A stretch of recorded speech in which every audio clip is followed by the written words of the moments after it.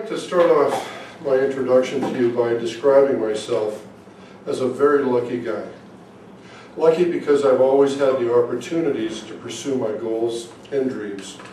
Not always successfully, but always with the satisfaction of knowing that I was able to try. My parents always taught me that success wasn't necessarily the key, that failure could be a positive thing, and always a great lesson. It holds true to the expression, life is a journey. Life is not a destination, it's a journey. A word that could be used to describe me would be the word intolerant. Intolerant of intolerance.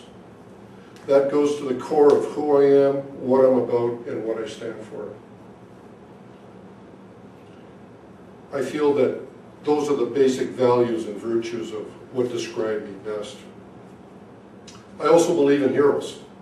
I hope everyone here has heroes. I certainly have mine: Rosa Parks, Martin Luther King, and of course Terry Fox. These are the people that inspire me. These are the people that I look up to. These are the people that give me courage when I need it, direction when I need it. And I'm grateful to all of them. My working career began on board a commercial fishing boat off the West Coast. As you can well imagine, working on a commercial fishing boat has no limits as far as moments of excitement go. Not the least of which was the day that I and another fellow were assigned to work on a smaller boat called a skiff, which belongs to the mothership. It's a small boat with a large engine that's used to help tow the net. As we were being released from the mothership, a cable caught across the bow of the skiff. It spun the skiff around and tossed the two of us into the sea like rag dolls. Of course, we were both wearing life jackets. However, we were so burdened with gear that we floated in the water with the waterline just above our chins.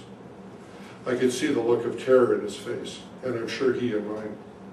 Within moments, we were surrounded by other fishing boats that had released their nets to come over and provide aid and assistance. And although it seemed like an eternity, shortly thereafter that, we were back on board the ship, grateful to be alive. I did this job and other jobs solely for the purpose of earning money to learn to fly. My destiny was a career in aviation, and what a career it was. Instructing, bush flying, corporate flying, I loved it all.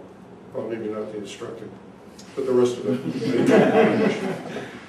I recall a bush flying trip I did from Sioux Lookout down to Thunder Bay. I was transporting a pregnant woman who was going to Thunder Bay to see a specialist. And immediately I had visions of trying to fly the airplane and assist the delivery all at the same time. That didn't happen. That did not happen. However, she did get my attention when halfway down she began to complain of cramps. It was a false alarm, thank God. But what was a problem was when we got to Thunder Bay, the wind and the turbulence in the harbor, we were on a float aircraft, good thing, in the harbor was so strong that I wasn't sure we were going to be able to land. But land we did. It was so hard I was sure now she'd given birth. But she hadn't. She was much stronger through this whole thing than I was. Believe she should have been flying the airplane. Anyway, that all worked out well, and I heard later that everything resolved itself very well. Corporate flying had its moments also. I recall doing a flight from Washington, D.C. to Charlottesville, Virginia, a short 20-minute flight. We were heavily loaded with passengers and with fuel, and just as we were clearing the Washington area, I began to have trouble with the starboard engine. Normally flying an airplane on one engine is not a problem, assuming of course you have more than one engine. I guess in this situation there were other factors involved, and we began to lose altitude and descend and descend. We're working madly to try to get the other engine started. It wasn't working, and I was just about to call Washington Center and advise them of our difficulty when the engine came back online, running like there was no problem, like nothing had ever gone on. Well, at this time we were more than halfway to Charlottesville, so I elected to carry on, which we did. We landed in Charlottesville without further event. That night we went out, needless to say, and shared a few beverages. actually quite a few. About this time I became aware of the fact that flying for a living, doing this kind of piloting was becoming more and more difficult due to layoffs, aircraft sales, and persistent layoffs. It was difficult, and I realized I needed something more. I needed something more secure, more stable in order to make a career, a profession. So I joined Canadian Pacific Airlines as a flight dispatcher. I stayed with them until my retirement in 2002. In spite of all these ups and downs, I wouldn't have done it any other way.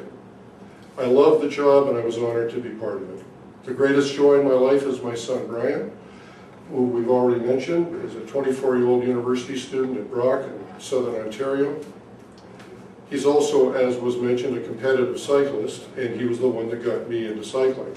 I haven't quite forgiven him for that yet, but I'm working on it.